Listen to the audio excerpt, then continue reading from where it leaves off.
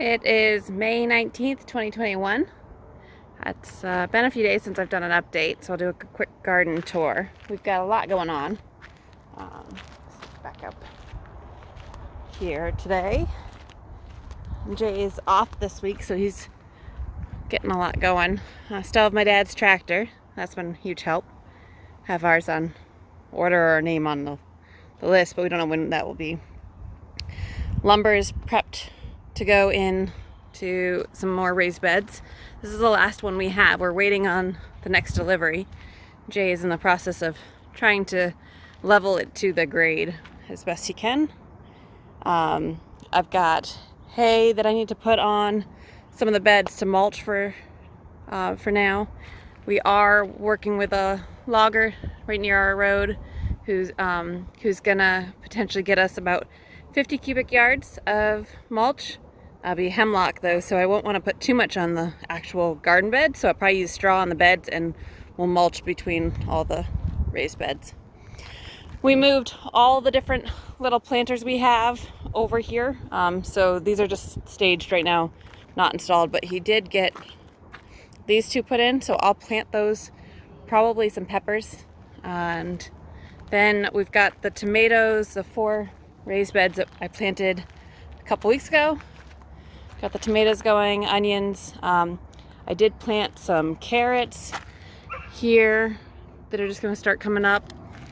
Some bok choy and beets also throughout this bed, as well as borage. So we'll continue to get that moving. And marigolds. This one is doing pretty well as well. This is, I should say, this is the beefsteaks and then a couple cherries. And these are the Cherokee carbons here. We've got some good flowers. As soon as I put them in the ground, all the flowers opened, so that was kind of exciting. That's all Cherokee carbons in here, but I did put some nasturtium that I started from seed in this week. Kind of just sprinkled throughout the bed. We got parsley in this one, marigolds, borage, onions and scallions, and so that'll be good. Back here, this is the potato bed, or the red Chieftain Potato Bed. This new bed we're installing right now is also going to be potatoes.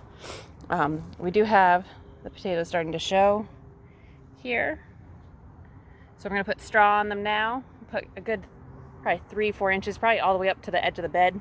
Water it down, which will be good.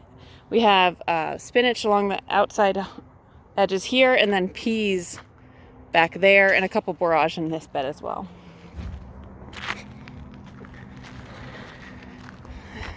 The last tomato bed that we have started so far, this is big beef. So these ones have, oh, there's a flower open over there, but the buds are pretty big. They should open up in the next day or so. The marigolds are doing all right in the corners. I did put some lettuce in this one, the romaine. I'll probably actually put more seedling lettuce in and keep on sprinkling more and more from the multiple different starts that we have. So that's the 4 tomatoes. So there's 24 tomatoes in there so far, and potatoes are the main crop. The peas are the byproduct. Legumes are good for planting with potatoes, supposedly, so that'll be good. Out here, these are some of the extra plants. I still have a lot more extras that I need to move out. So just kind of letting them do their thing out here. I've got some borage starts, cosmos, the nasturtiums, zinnias, and marigolds. And then more onion starts to put into more of the raised beds.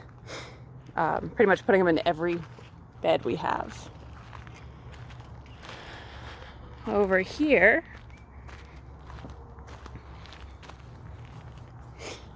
we have nothing really too new over here. The poppies, that'll get moved out as well. eventually. These are borage. These are the big ones now, so I might transplant some of these, or I might just leave them and just let the bag help deter some. I need to plant some of the borage down in the big garden as well. Beets, spinach, the peas. Peas are starting to get pretty big over here, which is great. These ones only get probably about 8 hours of sun right now. They get the southeast sun before the greenhouse shades it. Dill, these are the baby carrots. This is the second seeding. I did one more seeding of carrots with the short carrots into the tomato beds. Collards, these are the butter bellies. Seems like they're doing okay. There's some starts of buds there. Carrots, lettuce and spinach, cucumbers. It's just like a flower mix that I need to take care of. This is the really exciting part today. These are our summer squash. We actually have open flowers, so pretty excited about that. Not normal to have summer squash this early, but because I planted it downstairs in the basement, brought them out into the greenhouse, they're doing really well, so I'm excited about that. In the greenhouse, the garlic is still huge. It's pretty good, like to where the leaves bend over, is probably a good 2.5, 3 feet. It's getting pretty high. We've got the tomatoes on the table. Those ones are the ones going to my mom. And then the tomatoes back there on behind the frost cloth that's blowing up at the moment, are the ones that we need to still put in. And then all the peppers on that shelf are ones that we're planting for ourselves. These are all non-hot, I would say. The hottest out there is, I think, Serrano on that table. And then under the frost cloth, there's about 50% of the ones on the table, I think, are the ones that are extras, and then the ones on the ground are the ones that we're planting also. And it's a combination of, there are actually some habaneros, there's some not super hot, but there are some hots in that mix down there. So have lots going on there. The raised beds are getting prepped, so we fertilize them. I'm watering them down every few days, trying to get them ready. We've got the vermicompost still in this one. I need to add the vermicompost still in this other bed.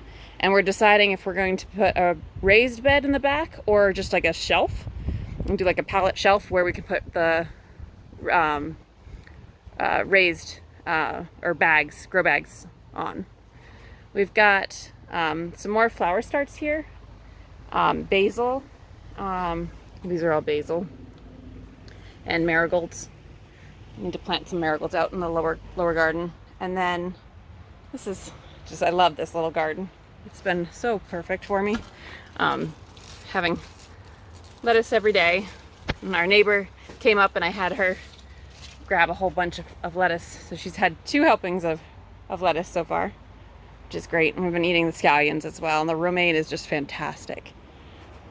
Then if we walk out over to the bigger garden,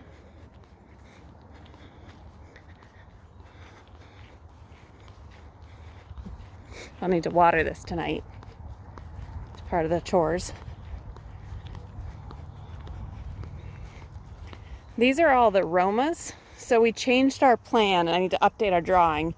We now have, instead of doing 8 romas kind of crammed into a raised bed, we put 12 romas out here in the field garden. So we just planted these. They're doing actually pretty good. This one over here was a little sad, but he seems to be coming back to it. Kind of see his leaves are a little sad, so I gotta watch him.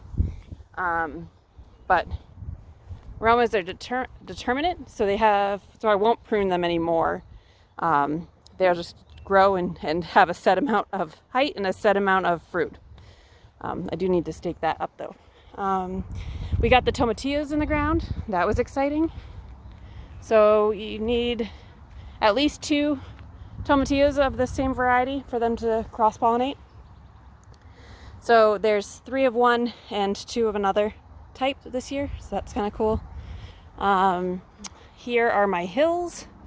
This is going to be a crowded garden, like they all are.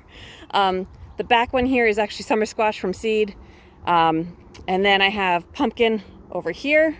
There's a big rock there, so I figured I'll try to train them to go that way as much as possible, and I'm sure they're going to take over the yard, which will make Jay go crazy. And then these are watermelon also from seed, so that'll be kind of fun to have. And then the corn. So we haven't planted this row yet. So this row will be planted after, probably in another week and a half or maybe even 2 weeks. We'll plant that row. So we have, don't get all the corn all at once, but there are 5 types of corn that we planted, as well as these 2 rows have some that I started from seed in the greenhouse, and then the row is seeded. So that'll help also split up the amount of corn we're having together. But these guys are doing pretty well.